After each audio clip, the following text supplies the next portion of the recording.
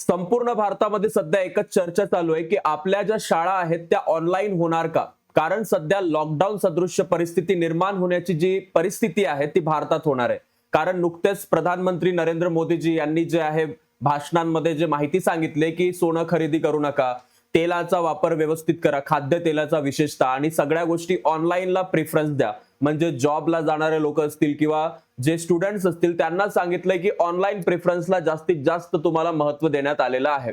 आता यामध्ये कोणकोणत्या गोष्टी आपल्यासाठी होऊ शकतात? ही शाळा आपली यावर्षीची जी सुरू होणार आहे जून महिन्यामध्ये, ती जून महिन्यामध्ये सुरू होणारी जी शाळा आहे ती आपली ऑनलाईन पद्धतीनं होणार की नाही, हा एक खूप मोठा आपल्या समोर प्रश्न आहे. तर आपण या सगळ्या गोष्टींचं एकदा डिटेलमध्ये जे आहे ते अनालिसिस करणार आहोत. थोडं आपण पाहणार आहोत की नेमकी बातमी काय आलेली होती. आणि तुमचा जो महत्वाचा प्रश्न आहे की देशामध्ये लॉकडाऊन लागणार आहे का, याही गोष्टीवरती आपण चर्चा करूया. आता बघा, महत्वाची बातमी जी आलेली होती 12 मेला, ठीक आहे, आजची तारीख 13 आहे, आणि काल एक महत्वाची बातमी सर्व न्यूज चॅनल्सवर आली आणि टीव्हीवर पण आली, आणि त्यांनी स्वतःच सांगितलेले आपल्या माननीय प्रधानमंत्री साहेबांनी की वर्क फ्रॉम होम आणि ऑनलाईन क्लासेस. आता यामध्ये आपल्याला एक गोष्ट अशी दिसू शकते किंवा भविष्यामध्ये अशी गोष्ट होऊ शकते की आपलं जे ट्रॅव्हलिंगचं सगळं आहे, आता ही परिस्थिती नेमकी निर्माण का झाली आहे याचं कारण आहे बाकी देशांसोबत आपले रिलेशन्स किंवा जगभरामध्ये युद्ध सदृश्य परिस्थिती. त्यामध्ये आपल्याला एक हा पॅच तर आपण पाहिला की ज्यावेळेस गॅस सिलेंडर आणि पेट्रोल डिझेल ह्या सगळ्या गोष्टी निर्माण झालेल्या आणि त्या आपल्याला भेटत नव्हत्या वेळेवरती.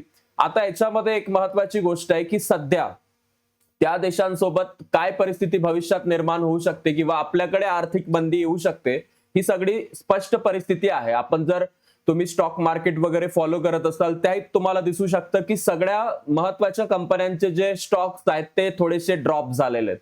आणि याच्यामध्ये आपल्याला ह्या गोष्टी सांगितल्या जात आहेत, वर्क फ्रॉम होम किंवा ऑनलाईन क्लासेस, त्यामुळं पेट्रोल डिझेल वाचू शकतं किंवा सोनं खरेदी करू नका असं म्हटलेलं आहे. त्यात इन्व्हेस्ट केलं तर त्या गोष्टींचे भाव अजून वाढणार आहेत. म्हणजे देशालाही स्वतः विकत घ्यायचं असेल किंवा उलाढाल करायची असेल त्याचा देशावरही फटका पडू शकतो. आणि या सगळ्या गोष्टी टाळण्यासाठी खाजगी कंपन्या ज्या आहेत सगळ्या, म्हणजे प्रायव्हेट क्लासेस, प्रायव्हेट कंपनीज किंवा सगळा ऑल ओव्हर प्रायव्हेट सेक्टर, याला वर्क फ्रॉम होम करण्याची विनंती केलेली आहे प्रधानमंत्री मोदी साहेबांनी.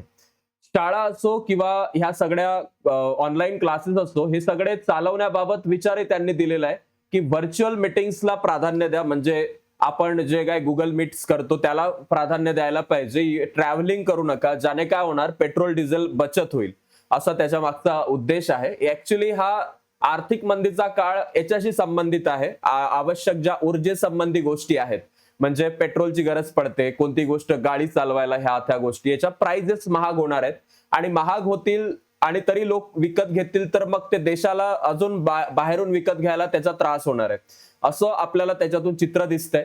आणि हा सगळा प्रवासाचा खर्च, वेळ दोन्ही वाचेल असं त्यांनी त्यात नमूद केलेलं आहे.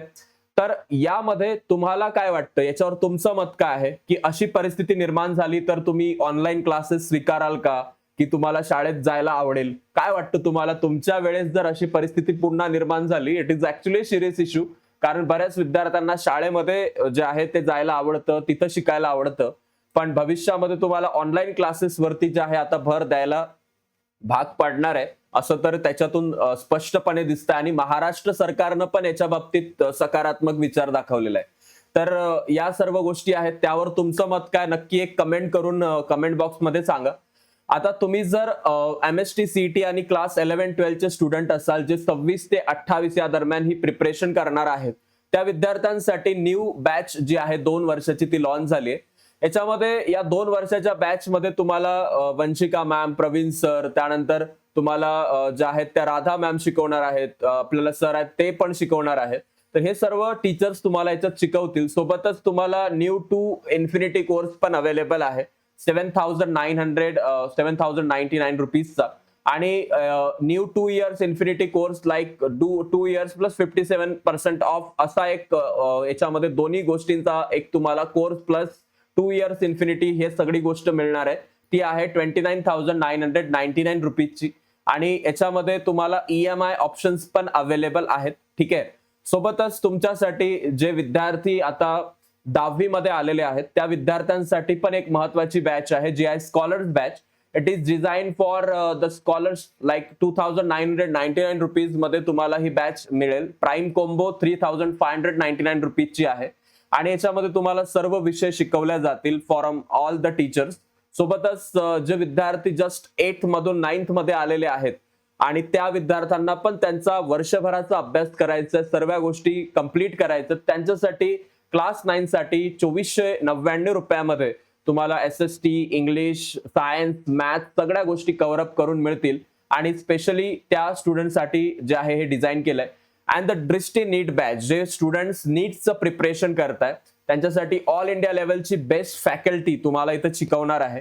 And from 1 year is 399, 3999, 1 year combo with book तुम्हाला याच्यामध्ये 6499 आणि 2 वर्षाचं 6999 आणि 2 वर्ष प्लस बुक 11499 रुपीज मध्ये ह्या सर्व गोष्टी तुम्हाला इथं अवेलेबल होणार आहेत. Okay, so thank you so much students. या व्हिडिओमध्ये आपण ह्या सगळ्या गोष्टी ज्या आहेत त्या डिस्कस केलेल्या आहे. याबद्दल तुमचं मत काय आहे नक्की कमेंट बॉक्स मध्ये सांगा आणि या व्हिडिओला जास्तीत जास्त आपल्या सर्व स्टुडंट्स पर्यंत शेअर करा ज्यांना याच्याबद्दल काही अवेअरनेस नाहीये किंवा माहिती नाहीये.